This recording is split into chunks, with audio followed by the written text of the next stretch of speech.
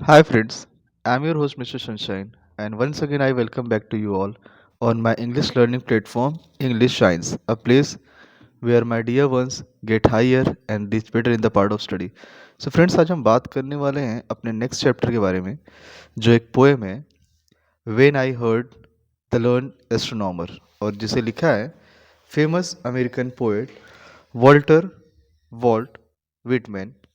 इनके बारे में यहाँ पर कुछ लाइनें लिखी हुई हैं। Walter Walt Whitman was an American poet, essayist, and journalist. He is among the most influential poets in America and is often called the father of free verse. Free verse was no rhyming word. Whitman felt very strongly that experiencing life's marvel was the only real way to learn. The speaker finds the astronomer's lecture about stars to be boring, it is only when he goes outside and sees the stars for himself that he feels inspired and connected to the subject. अगर मैं आपको इस poem के बारे में बताऊं तो Walt Whitman इसमें बात करते हैं जनरली नेचर को महसूस करना, उसका अनुभव करना और जो साइंस है उसको इससे अलग करना। कैसे? अगर मैं यहाँ पे कुछ लाइनें आपको लिख के बताऊँ, so see here, science is a term which it feels to mind as per the poem and nature it feels, or you can say it touch to that our soul. Okay, so mainly यही दोनों major difference इस poem में बताई गई हैं science and nature को लेके। Let's begin. Short poem है, क्लास 8 में ये। और आप ये देखिएगा 1 2 3 4, ये ऊपर की जो फोर्थ लाइन है, ठीक है, this is all about science class lecture, okay, this one, and last four line is all about how he talk about how he feel about the nature. So here we go. When I heard the learn astronomer, अब poet यहाँ से शुरू करता है कि line by line, और यहाँ पे वो ये बताते हैं कि जब मैंने When I heard the learned astronomer, when the proofs and figures were raised in columns before me, when I was shown the charts and diagrams to add and divide and measure them, when I sitting heard the astronomer where he lectured with much applauses in the lecture room.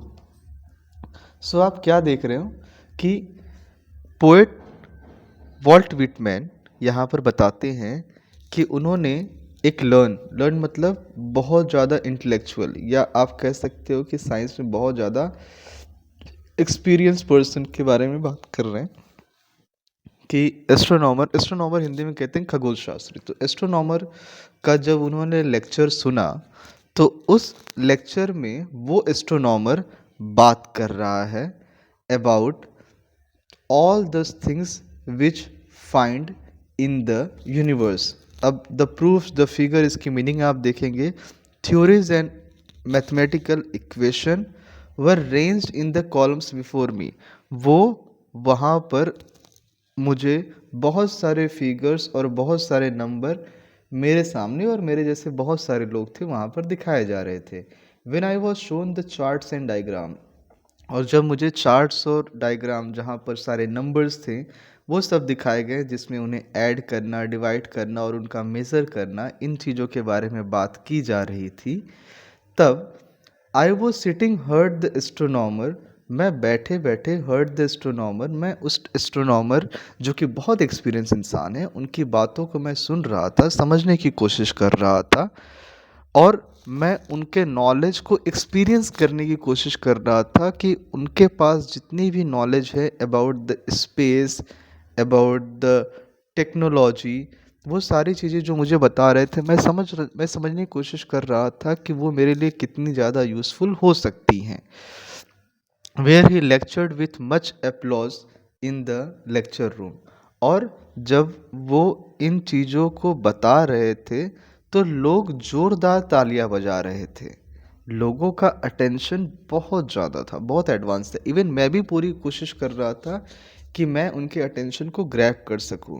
लेकिन जब मैं इन चीज़ों को काफ़ी बारीकी से सुनने और समझने की कोशिश कर रहा था तो उसी दौरान how soon unaccountable I become tired and sick, तो न जाने कैसे उनके unaccountable for reason that are not easy to explain, न जाने कैसे इतनी सारी बातों को सुनते सुनते मैं काफ़ी थक सा गया और मुझे थोड़ी सी उबन होने लगी कि एक्चुअली में जो मुझे बता रहे हैं वो चीज़ें मेरे सर के ऊपर से जा रही है। बहुत बार ऐसा होता है कि आपको अगर कोई व्यक्ति कुछ बता रहा है, नॉलेजेबल इंसान ही मान लीजिए, वो अपने नॉलेज में बहुत एक्सपर्ट है और वो आपको वो सारी चीज़ें बता रहा है, बट आप जब उसके नॉलेज को मैच नहीं कर पाते तो आपको ऐसा फील होता है कि ये इस इंसान की जो भी नॉलेज है वो नॉलेज एक्चुअली में मेरे नॉलेज के एकदम लेवल तक मैच नहीं कर रही है। यही वो रीज़न है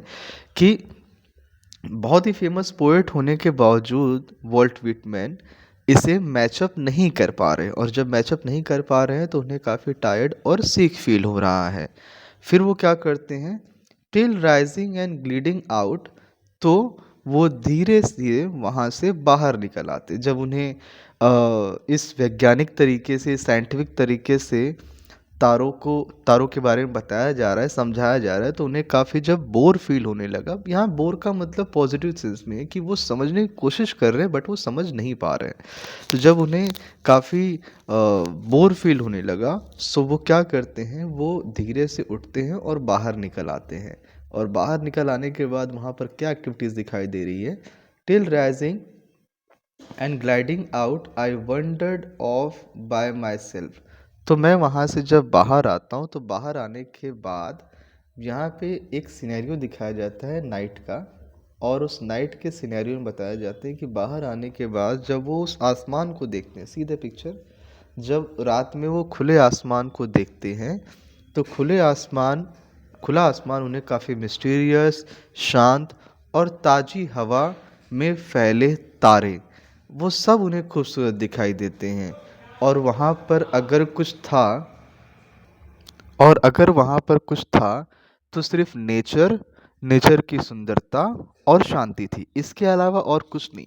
और पोएट कह रहे हैं कि एक इंसान को इससे ज़्यादा और क्या चाहिए अपनी लाइफ में नेचर को समझने के लिए। In the mystical, moist night air and the from time to time looked up in the perfect silence as a star. Mystical, mystical means inspiring a sense of awe and fascination। कह रहे हैं कि जब मैंने उस चीज़ को महसूस किया जहाँ पर सिर्फ प्रकृति की सुंदरता और शांति है, तो ऐसी रात मुझे काफ़ी फैसिनेशन, रोमांचित करने वाली लगी फ्रॉम टाइम टू टाइम, जब कभी भी मैं उसको देख रहा हूँ। कह रहे हैं कि उन्हें वास्तविक आनंद तब मिला जब वो अकेले खड़े होकर शांत मन से उस तारों से भरे आसमान को टाइम टू टाइम देख रहे हैं। और जब वो टाइम टू टाइम देख रहे हैं तो ये चीज़ें looked up in a perfect silence as a stars, तो जब वो तारों से भरे आसमान को शांति से देख रहे हैं तो ये चीज़ें किसी भी और साइंटिस्ट के कंपैरिजन में उन्हें और अधिक सुंदर और अर्थपूर्ण लगा। अब यहाँ पे अर्थपूर्ण का मतलब ये है कि वहाँ पर उन्हें ऐसा फील हुआ कि जो नॉलेज उन्हें नेचर के थ्रू मिल पा रहा है वो नॉलेज ज़्यादा डीप है।